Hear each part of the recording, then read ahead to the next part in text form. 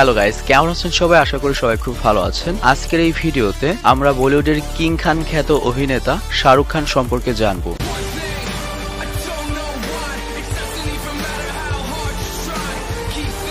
তো তাকে নিয়ে নতুন করে আর বলার কিছু নেই। তিনি সর্বমোট 14 বার ফিল্মফেয়ার অ্যাওয়ার্ড এবং ভারতের সর্বোচ্চ সম্মাননা পদ্মশ্রী অ্যাওয়ার্ড এবং ফ্রান্সের সরকার থেকেও বিশেষ সম্মাননা পেয়েছেন। আর তিনি একসময় পুরো দুনিয়ার সবচেয়ে জনপ্রিয় অভিনেতা ছিলেন। এমনকি আমেরিকার টেলিভিশনেও তাকে নিয়ে ডকুমেন্টারি করা হয়েছিল।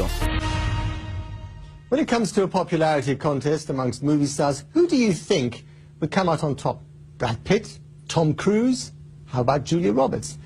Well, actually, it's none of the above. Instead, the king of Bollywood, Shah Rukh Khan.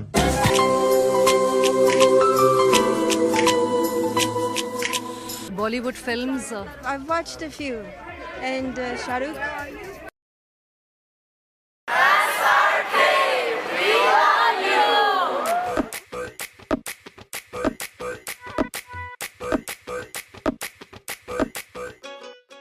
है सच तो ये दोस्तों I'm the best, I'm the best.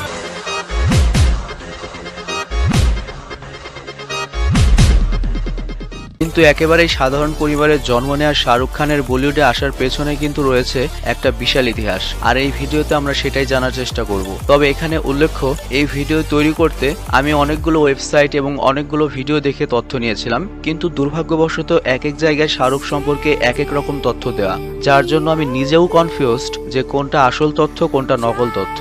তবে তারপরেও আমার কাছে যেটা মোটামুটি গ্রহণযোগ্য বলে মনে হয়েছে আমি সেটাই উপস্থাপন করব। তো এই ভিডিওটির সকল তথ্য যে 100% অ্যাকুরেট হবে এই নিশ্চয়তা আমি দিতে পারছি না বলে খুবই দুঃখিত। তো শাহরুখ খানের আসল নাম হচ্ছে আব্দুল রহমান, যে নামটা ওনার দাদি দিয়েছিলেন। শাহরুখ যখন স্কুলে ভর্তি হন তখন তার বাবা তার ছোট বোন লালা রুখের নামের সাথে মিলিয়ে তার নাম শাহরুখ খান রাখেন। আর শাহরুখ খান জন্মগ্রহণ করেছেন 1965 সালে, সেই হিসেবে তার বর্তমান বয়স হচ্ছে 55 বছর। তিনি আমির খানের চেয়ে 6 মাসের ছোট এবং সালমান খানের চেয়ে 55 দিনের বড়। আর শাহরুখ খানের উচ্চতা হচ্ছে 5 ফিট 7.5 ইঞ্চি। আর অন্যদিকে শাহরুখ খানের বাবার নাম হচ্ছে তাজ মোহাম্মদ খান, যিনি ভারতীয় স্বাধীনতা আন্দোলনের সরাসরি জড়িত ছিলেন। আর তার পেশা বলতে তিনি অনেক ব্যবসায়ী চেষ্টা করেছেন, কিন্তু সব জায়গাতেই ব্যর্থ হয়েছেন। এরপর অবশেষে একটি সাধারণ মানের রেস্টুরেন্ট দিয়ে বসেছিলেন। আর শাহরুখের মা হচ্ছেন লাতিফ ফাতিমা খান, যিনি পেশায় একজন গৃহিণী ছিলেন। আর তার একমাত্র ছোট বোনের নাম হচ্ছে লালা রুখ, বয়সে শাহরুখের চেয়ে 5 বছরের ছোট। আর কষ্টের ব্যাপারটি হচ্ছে, আমি যতদূর জানি ওনার বোন হচ্ছে মানসিক প্রতিবন্ধী, যার জন্য তিনি বুড়িয়ে গিয়েছেন, কিন্তু এখনো কেউ তাকে বিয়ে করেননি কিংবা শাহরুখ খান তার কোনো গতি করতে পারেননি। আর শাহরুখ বিয়ে করেছেন গৌরী খানকে 1991 সালে। এবং মজার ব্যাপার হচ্ছে, তখনও শাহরুখ খান কিন্তু নায়ক নন, মানে বলিউডে তখনও তিনি অভিষেক করে সারেননি। তখন শাহরুখ খান টিভি সিরিয়াল বা বিভিন্ন টিভি অনুষ্ঠানের হোস্ট হিসেবে কাজ করতেন। যাই হোক, গৌরী খান হিন্দু এবং এখনো হিন্দু ধর্মই পালন করেন। আর শাহরুখ খান শাহরুখের মতো মুসলিম ধর্ম পালন করেন। আর তাদের ঘরে বর্তমানে 3 সন্তান রয়েছে। বড় সন্তান আরিয়ান খান, যার বয়স 22 বছর এবং তিনি বর্তমানে আমেরিকার ক্যালিফোর্নিয়ার একটি ইউনিভার্সিটিতে ফিল্মিং এর উপর পড়াশোনা করছেন। এর মানে হচ্ছে ভবিষ্যতে তার হয়তো নায়ক বা সিনেমা ডিরেক্টর হওয়ার চান্স রয়েছে। আর শাহরুখের ছেলের বর্তমান গার্লফ্রেন্ড হচ্ছে লন্ডন বেসড ব্লগার। এমনকি শাহরুখের ছেলে তার গার্লফ্রেন্ডের সাথে তার মায়ের পরিচয় করিয়ে দিয়েছে। তবে মজার ব্যাপার হচ্ছে, এর আগে শাহরুখের ছেলের গার্লফ্রেন্ড ছিল অমিতাভ বচ্চনের মেয়ের ঘরের নাতনির সাথে। যাই হোক, শাহরুখের একমাত্র মেয়ের নাম হচ্ছে সুহানা খান, যিনি একজন মডেল প্লাস অ্যাসিস্ট্যান্ট ডিরেক্টর হিসেবে কাজ শুরু করেছেন। যেমন শাহরুখের জিরো সিনেমাতে তিনি অ্যাসিস্ট্যান্ট ডিরেক্টর হিসেবে কাজ করেছিলেন। তবে সুহানার কোনো বয়ফ্রেন্ড আছে কিনা এই সম্পর্কে কোনো তথ্য পাওয়া যায়নি। সেটা যাই হোক, 2013 সালে শাহরুখের আরেকটি পুত্র সন্তানের জন্ম হয়, যার বয়স 7 বছর এবং নাম আবরাম খান। আর এখানে উল্লেখ্য, শাহরুখ খান গৌরী বাদে সিনেমাতে আসার পর শুধুমাত্র একজনের সাথেই সম্পর্কে জড়িয়েছিলেন, সেটা হচ্ছে প্রিয়াঙ্কা চোপড়া। মানে 2006 সালে ডন সিনেমা করার সময় তাদের সম্পর্ক হয়, তবে পাবলিকালি কেউ এটা স্বীকার করেননি। তবে অনেকে মনে করেন এটা হয়তো সিনেমার প্রমোশনের জন্য তারা করেছিলেন। কিন্তু আমেরিকার একটি টিভির ইন্টারভিউতে প্রিয়াঙ্কাকে একটা জ্যাকেট পরা অবস্থায় দেখা যায়। আর তাকে ওই জ্যাকেট সম্পর্কে প্রশ্ন করা হলে প্রিয়াঙ্কা বলেছিলেন যে এটা তার এক্স বয়ফ্রেন্ড দিয়েছেন। আর মজার ব্যাপার হচ্ছে, ওই জ্যাকেটটি শাহরুখ খানই তাকে গিফট করেছিলেন। আর এই প্রিয়াঙ্কার কিন্তু অন্যের জামাই নিয়ে এর আগেও টানাটানি করার রেকর্ড রয়েছে। যেমন 2004 সালে তিনি টুইঙ্কেল খান্নার কাছ থেকে অক্ষয়কেও ছিনিয়ে নিতে চেয়েছিলেন। Yeah, and it's my airport jacket, but it belonged to an ex-boyfriend. তো সেটা যাই হোক, শাহরুখ খান বলিউডে অভিষেক করেন 1992 সালে। মজার ব্যাপার হচ্ছে, শাহরুখ খান অক্ষয়ের চেয়েও 1 বছর পরে বলিউডে অভিষেক করেছিলেন। আর শাহরুখ যখন প্রথম সিনেমাতে আসেন তার প্রথম সিনেমার পারিশ্রমিক ছিল মাত্র 25,000 রুপি। আর এখন তিনি নিজেই সিনেমা প্রযোজনা করেন কিংবা সিনেমাতে কো-প্রডিউস করেন, যার ফলে সিনেমার লাভের বা লসের বিরাট একটা অংশ তিনি পান। আর 2019 সালের হিসেব অনুযায়ী তার মোট সম্পদের পরিমাণ হচ্ছে $600 মিলিয়ন বা 5100 কোটি টাকা, এবং তখন তিনি দুনিয়ার 1 নম্বর ধনী অভিনেতা ছিলেন। কিন্তু খুব সম্প্রতি আমেরিকান টিভি অ্যাক্ট্রেস জেমি গ্যারেটেস $3 বিলিয়ন সম্পদ নিয়ে দুনিয়ার 1 নম্বর ধনী অভিনেতা হয়েছেন। তবে আমার মতে শাহরুখ খান এখনো দুনিয়ার 1 নম্বর ধনী অভিনেতাই আছেন।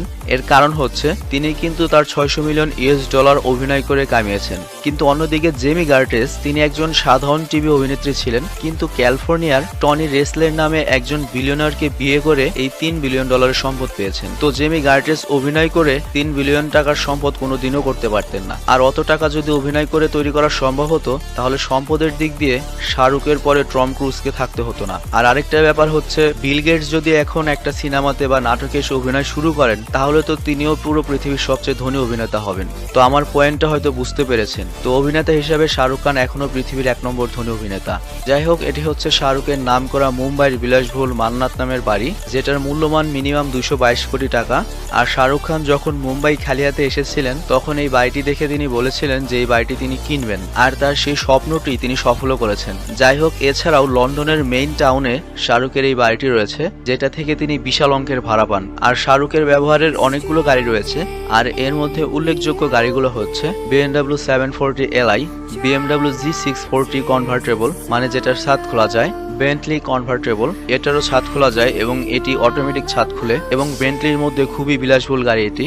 এছাড়াও তার রয়েছে BMW i8 এবং এটি BMWর বর্তমানে সবচেয়ে দামি স্পোর্টস কার। এছাড়াও তার রয়েছে রাজকীয় গাড়ি রোলস রয়েস ঘোস্ট, রয়েছে প্রায় 8 কোটি টাকা দামের ভ্যানিটি ভ্যান। এছাড়াও রয়েছে মার্সিডিজ মেব্যাক S600 যেটা বুলেট প্রুফ, মানে এই ধরনের গাড়িগুলো সাধারণত প্রেসিডেন্টরা ব্যবহার করেন। আর শাহরুখ খানের সবচেয়ে দামি গাড়িটি হচ্ছে বুগাটি ভেইরন, আর তিনি হচ্ছেন বলিউডের একমাত্র সেলিব্রিটি যার বুগাটি ভেইরন গাড়ি রয়েছে। তো এবার চলুন খুবই সংক্ষেপে জেনে আসি যে শাহরুখ খান কিভাবে দিল্লির সন্তান হয়ে মুম্বাইতে এসে বলিউডের বাদশা হলেন।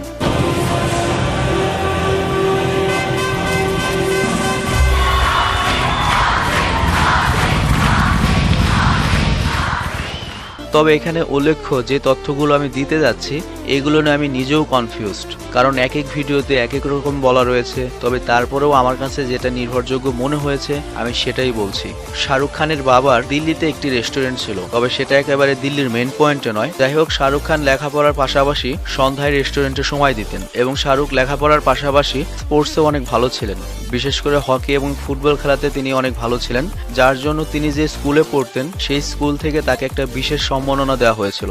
বিষয়টা অনেকটা এরকম, ওই যে স্টুডেন্ট অফ দ্য ইয়ার যে সিনেমা রয়েছে সেরা স্টুডেন্ট সেরকম। যাই হোক, ছোটবেলায় শাহরুখের স্বপ্ন ছিল তিনি খেলোয়াড় হবেন, কিন্তু একদিন খেলতে গিয়ে তিনি ইনজুরিতে পড়ে যান, যার ফলে তার খেলার স্বপ্ন বাদ দিতে হয়।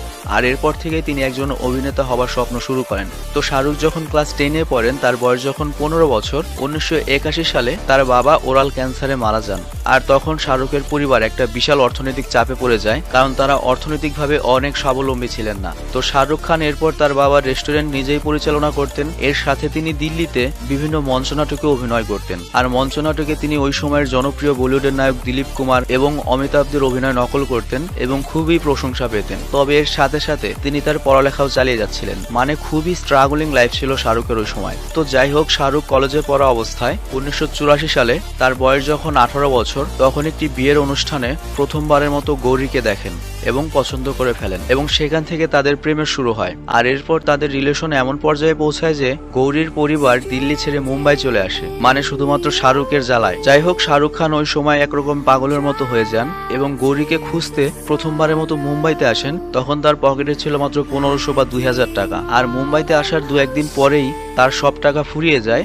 এরপর শাহরুখ খানকে টাকার অভাবে রেল স্টেশনেও থাকতে হয়েছে এবং তাকে মুম্বাইতে নানা ধরনের কাজও করতে হয়েছে। তবে মুম্বাইতে গিয়ে শাহরুখের প্রথম ইনকাম ছিল পঙ্কজ উদ্ভাস নামে একজন নামকরা গায়কের কনসার্টের টিকিট বিক্রি করা এবং টিকিট অনুযায়ী দর্শকদের সিটে বসিয়ে দেয়া, আর এজন্য তিনি মাত্র 50 রুপি পেয়েছিলেন। তো সেটা যাই হোক, এত বড় শহর মুম্বাইতে গৌরীকে খুঁজে পাওয়া মোটেও সহজ ছিল না শাহরুখ খানের জন্য। তবে শাহরুখ খান জানতেন যে গৌরী সি বিচ খুব পছন্দ করেন, তো তিনি প্রতি বিকেলে দিল্লির সবগুলো পপুলার সি বিচে যেতেন এবং সৌভাগ্যবশত একদিন গৌরীকে সি বিচে পেয়ে যান, আর গৌরী তাকে দেখে অবাক হয়ে যায়। আর গৌরীর প্রতি শাহরুখের এতখানি ভালোবাসা দেখে তাদের সম্পর্ক আরো পাকাপোক্ত হয়ে যায়। আর এরপর শাহরুখ আবার দিল্লিতে ফেরত আসেন, কারণ এখন তারা দুজন সত্যিকারের প্রেমে পড়েছিলেন। আর গৌরী কথা দিয়েছিলেন যে তিনি বিয়ে করলে শাহরুখকেই করবেন, আর এজন্য শাহরুখ খান একরকম নিশ্চিত হন তার ভালোবাসার প্রতি এবং এরপর আবার দিল্লিতে তার পরিবারের কাছে ফিরে আসেন। আর সম্ভবত 2-1 বছরের মধ্যে গৌরীর পরিবারও মুম্বাই ছেড়ে দিল্লিতে ফেরত চলে এসেছিল। তো যাই হোক, শাহরুখ খান দিল্লিতে ফেরত এসে কলেজের পড়া শেষ করে গ্রাজুয়েশন করতে দিল্লির হান্সরাজ কলেজে ইকোনমিক্সে ভর্তি হন, কিন্তু তিনি ভার্সিটিতে কম গিয়ে দিল্লির নামকরা থিয়েটার, যেটার নাম ছিল থিয়েটার অ্যাকশন গ্রুপ, সেখানে সময় বেশি দিতেন এবং সেখানে অভিনয় করতেন। তো 1988 সালেই ওই থিয়েটার থেকে আজিজ নামে একজন টিভি সিরিয়ালের নির্মাতার নজরে পড়েন তিনি, আর তিনি তার পরবর্তী টিভি সিরিয়াল দিল দরিয়াতে অভিনয়ের সুযোগ করে দেন শাহরুখ খানকে। আর এজন্য শাহরুখ খানকে দিল্লির মেন পয়েন্টে থাকার প্রয়োজন ছিল, যার জন্য দিল দরিয়া সিরিয়ালের পরিচালক আজিজ তার অফিসে শাহরুখ খানকে থাকার ব্যবস্থাও করে দিয়েছিলেন। যাই হোক, ওই দিল দরিয়া সিরিয়ালের সাথে সাথে তিনি ফৌজি নামে আরেকটি টিভি সিরিয়ালের অভিনয়ের সুযোগ পান, তবে সেটা ছিল একেবারেই ছোট চরিত্রে। তবে এখানে উল্লেখ্য, দিল দরিয়াতে শাহরুখ খান আগে অভিনয় শুরু করলেও প্রোডাকশনের কিছু সমস্যার কারণে সেটা টিভিতে প্রচারিত হয়েছিল ফৌজি সিরিয়াল প্রচারিত হবার পর, যার জন্য সবাই শাহরুখকে প্রথম টিভিতে দেখেছিল ফৌজি টিভি সিরিয়ালের মাধ্যমে। আরেকটা মজার ব্যাপার হচ্ছে, শাহরুখ খান ফৌজি সিনেমার শুটিং সেটে সবসময় 1-1.5 ঘন্টা আগে উপস্থিত থাকতেন, যার ফলে পরিচালকের সাথে তার সাথে অনেক ভালো সম্পর্ক হয়, যার জন্য ওই সিরিয়ালে শাহরুখের চরিত্র প্রথমে একেবারে ছোট থাকলেও এরপর আস্তে আস্তে তাকে প্রমোট বা আরো বড় চরিত্র দেওয়া হয়। তো এভাবেই শাহরুখ খান টিভি স্টার হয়ে ওঠেন। আর ওই টিভি সিরিয়ালগুলো প্রদর্শিত হতো ভারতের দিল্লিতে অবস্থিত ন্যাশনাল চ্যানেল ডিডিতে। তো যাই হোক, এভাবে সিরিয়ালে কাজ করার মাধ্যমে তিনি মোটামুটি টিভি স্টার হয়ে ওঠেন। এছাড়াও ওই সময় তিনি আরো বেশ কয়েকটি টিভি সিরিয়াল এবং সার্গাস নামে একটি টিভি শোতেও কাজ করেছিলেন। এছাড়াও তিনি কিছু গানের অনুষ্ঠানও হোস্টিং করেছেন। साहब क्या वही हैं जो किशोर कुमार के अंदाज में गाना गाते हैं? शाहरुख ये बात जरूर है कि उनकी आवाज তো এভাবে 1990 সালের মধ্যেই শাহরুখ খান ভারতে বেশ পরিচিত একটা মুখ হয়ে ওঠেন। তবে তখনও কিন্তু শাহরুখ খান দিল্লি বেস্ট মিডিয়া ইন্ডাস্ট্রিজে কাজ করছিলেন, মানে মুম্বাই বা বলিউডের মিডিয়াতে নয়। যাই হোক, দিল্লি ন্যাশনাল চ্যানেল থেকে যেহেতু তার অনুষ্ঠান সম্প্রচারিত হতো, তো এই জন্য পুরো ইন্ডিয়াতেই টিভি সিরিয়ালের নায়ক বা হোস্ট হিসেবে তিনি ছোট মোটো স্টার হয়ে গিয়েছিলেন। তো এরপর 1990 সালে শাহরুখ যখন অনেক পরিচিত মুখ হয়ে ওঠেন, যার ফলে বলিউডের নামকরা অভিনেত্রী এবং প্রডিউসার হেমা মালিনী প্রথম তাকে সিনেমাতে অভিনয়ের প্রস্তাব দেন, কিন্তু তখনও শাহরুখের মনে হয়েছিল তিনি সিনেমার জন্য অত ভালো নন, তাই প্রস্তাব ফিরিয়ে দেন। যাই হোক, এখানে মুম্বাই আর দিল্লির পার্থক্যটা আমি বুঝিয়ে বলছি। মুম্বাই হচ্ছে বলিউড আর দিল্লি হচ্ছে বলিউডের শহর মুম্বাই থেকে অনেক দূরে, এবং দিল্লি হচ্ছে রাজধানী। আর ভারতের সিনেমা মুম্বাইয়ের বলিউডে তৈরি হলেও ভারতের জাতীয় টেলিভিশন হচ্ছে দিল্লিতে। তো সেটা যাই হোক, 1990 সালে শাহরুখ খানের মা ডায়াবেটিসের কারণে মারা যান, যার ফলে শাহরুখের বোনের দায়িত্ব তার উপর পড়ে। আর সব মিলিয়ে শাহরুখ খান মানসিকভাবে ব্যাপক ভেঙে পড়েন, আর তখন তার পাশে এসে দাঁড়ায় গৌরী এবং তার পরিবার। আর এর কারণও ছিল যথেষ্ট, কারণ শাহরুখ খান ততদিনে মোটামুটি টিভি স্টার হয়ে গিয়েছিলেন। যাই হোক, তখন গৌরীর পরিবার শাহরুখের সাথে গৌরীর বিয়ে দিতে রাজি ছিল, কিন্তু গৌরীর পরিবারের আবার ভয় ছিল যে শাহরুখ খান যেহেতু মুসলিম, তার উপর মিডিয়ার মানুষ, মানে টিভি বা চলচ্চিত্রে কাজ করে, তো মিডিয়ার মানুষদের সাথে সম্পর্ক তো বেশি দিন টিকে না। তো শাহরুখ খান গৌরীর বাবা মাকে আশ্বস্ত করে বলেছিলেন যে প্রথমত তিনি গৌরীকে কখনো ধর্ম পরিবর্তন করাবেন না, কিংবা যতদিন বেঁচে আছেন ততদিন গৌরীর সাথেই থাকবেন। তো এরপর 1991 সালের অক্টোবর মাসে তাদের বিয়ে হয়, আর তখনও পর্যন্ত কিন্তু তারা দিল্লিতেই রয়েছেন। আর এরপর শাহরুখ খান সিদ্ধান্ত নেন যে তিনি সিনেমাতে অভিনয় করবেন, যার ফলে তিনি গৌরী বা তাদের পরিবার দিল্লিতে রেখে এসে তার পরের মাসেই দ্বিতীয়বারের মতো মুম্বাইতে আসেন। তবে এবার কিন্তু তার একটা পরিচয় ছিল টিভি অভিনেতা হিসেবে। আর এবার তিনি এমনি এমনি আসেননি, কারণ মুম্বাইতে আসার আগেই তিনি বেশ কয়েকটি সিনেমার জন্য অফার পেয়েছিলেন। তো এর ধারাবাহিকতায় মুম্বাইতে আসার পর তিনি সর্বপ্রথম হেমা মালিনীর দিল আশনা হে সিনেমার জন্য চুক্তিবদ্ধ হন, এবং এর সাথে আরো 3টি সিনেমাতে চুক্তিবদ্ধ হন। তবে এই 4টি সিনেমার মধ্যে শাহরুখের দিওয়ানা সিনেমাটি 1992 সালে বাকি 3টি সিনেমার আগে সর্বপ্রথম মুক্তি পায়। তো সেই হিসেবে দিওয়ানা সিনেমাটি হচ্ছে শাহরুখের জন্য অভিষেক সিনেমা। তবে এখানে কিছু ব্যাপার উল্লেখ্য, শাহরুখের প্রথম সিনেমা দিওয়ানার জন্য স্যালারি ছিল মাত্র 25,000 রুপি, আর তখন তার পারিশ্রমিক ওই সময় অনুযায়ী অনেক কম ছিল। আর এছাড়াও শাহরুখের স্বপ্ন ছিল তিনি অনেক ধনী হবেন, যার জন্য তিনি প্রচুর কাজ চাচ্ছিলেন। তিনি একটা টিভি বিজ্ঞাপন বিজ্ঞাপন পেলেও যে কোনো রেটে সেই কাজ করে দিতেন। তো এটি হচ্ছে শাহরুখ খানের প্রথম টিভি বিজ্ঞাপন। তো সেটা যাই হোক, 1992 সালে শাহরুখের 4টি সিনেমা রিলিজ হয় এবং এর মধ্যে দিওয়ানা বক্স অফিসে সবচেয়ে বেশি হিট করে। আর মজার ব্যাপার হচ্ছে, এই সিনেমা যেদিন রিলিজ হয় শাহরুখ খান নিজে হলের সামনে দাঁড়িয়ে থেকে এই সিনেমার টিকিট বিক্রি করেছিলেন। তো সেটা যাই হোক, ওই সিনেমার জন্য Shahrukh Khan Filmfare best debate অ্যাক্টরের পুরস্কার পান। আর এই সিনেমাটি শাহরুখকে অভিষেকের বছরেই সবাইকে চিনিয়ে দেয়।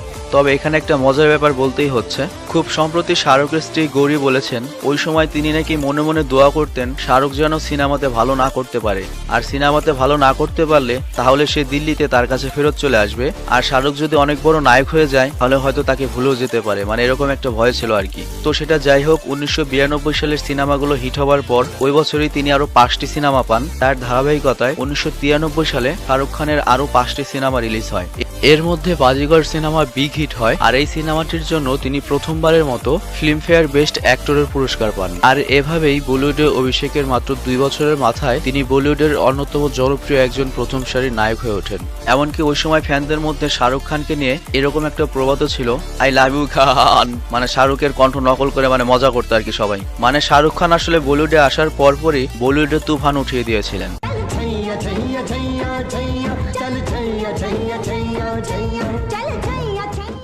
আর এরপরের কাহিনী তো সবাই জানেন, দিলালে দুলহালে যায়েঙ্গে, বাদশা, এছাড়াও আরো অনেক ব্লকবাস্টার হিট রয়েছে শাহরুখ খানের। তো উপরোক্ত যে তথ্যগুলো আমি দিয়েছি, আমি শতভাগ নিশ্চিত নই যে তথ্যগুলো অ্যাকুরেট কিনা, কারণ এক এক ভিডিওতে এক এক রকম তথ্য দেওয়া। কিন্তু আমি যে তথ্য দিলাম এর পক্ষের যুক্তিগুলো হচ্ছে, শাহরুখ যদি 1500 বা 2000 রুপি নিয়ে মুম্বাইতে আসে, এরপর তার সব টাকা শেষ হয়ে গেলে রেলওয়েতে রাত কাটায়, তারপর কনসার্টের টিকিট বেচে 50 রুপি কামায়, এরপর সি বিচে গিয়ে গৌরীকে খুঁজে পায়, তাহলে সে অবস্থান থেকে মুম্বাইয়ের মতো শহরে বলিউডের মতো বড় ইন্ডাস্ট্রিতে শাহরুখ খান কিভাবে এন্ট্রি করবে? আর আমি উইকিপিডিয়াতে দেখলাম শাহরুখের কলেজ বা গ্র্যাজুয়েশন সব দিল্লির ইউনিভার্সিটিতে করা, এবং ইউনিভার্সিটিতে পড়া অবস্থাতে তিনি দিল্লির একটি নাট্য থিয়েটারে অভিনয় করতেন। আর এটি আপনিও উইকিপিডিয়াতে গিয়ে চেক করে দেখে আসতে পারেন। তো আমার মনে হয় ওই নাট্য থিয়েটার থেকেই তিনি টিভি সিরিয়ালে চান্স পান, আর সেই টিভি সিরিয়ালগুলো কিন্তু দিল্লির ন্যাশনাল টিভি ডিডিতে প্রচারিত হতো। তার মানে শাহরুখ খান প্রথমে দিল্লিতে সিরিয়ালের নায়ক হিসেবে পরিচিত হয়েছিলেন, এরপর দ্বিতীয়বারের মতো মুম্বাই এসেছিলেন। আর আরেকটি প্রমাণ হচ্ছে, আপনি উইকিপিডিয়াতে পাবেন যে শাহরুখ খান বিয়ের পর সিনেমাতে অভিষেক করার জন্য মুম্বাইতে এসেছিলেন, আর তার বিয়েটাও কিন্তু দিল্লিতেই হয়েছিল।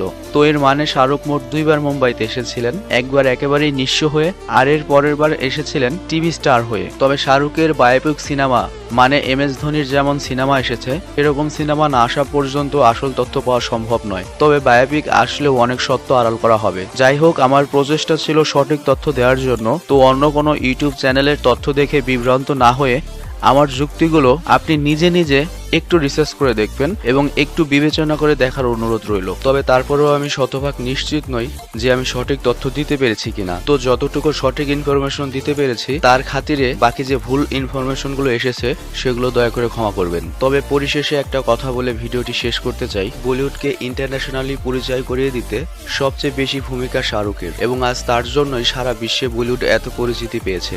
আর এই কথা আপনাকে স্বীকার করতেই হবে। তবে নতুনরা শাহরুখের মর্ম বুঝতে পারবে না। শাহরুখ খানের ইন্টারন্যাশনালি এত বেশি অর্জন যে তার সাথে কম্পেয়ার করার মতো বলিউডে আর কেউ নেই, এমনকি অন্য খানদের সাথেও তার তুলনা করা যায় না। আর শাহরুখের আজকের অবস্থান দিয়ে আপনি তাকে বিচার করতে পারবেন না। শাহরুখের অনেক হেটার পয়দা হয়েছে, কিন্তু শাহরুখ এখনো বলিউডের লিভিং লিজেন্ড, যে সালমান খান, আমির খান এবং অক্ষয় কুমারদের চেয়ে পরে বলিউডে এসে বলিউডের সবচেয়ে উঁচু অবস্থানে গিয়েছিলেন। তো ওভারঅল বলিউডের জন্য শাহরুখ খানের হিউজ কন্ট্রিবিউশন রয়েছে, এটা ভুলে গেলে চলবে না। तुझे देखा तो ये जाना सनम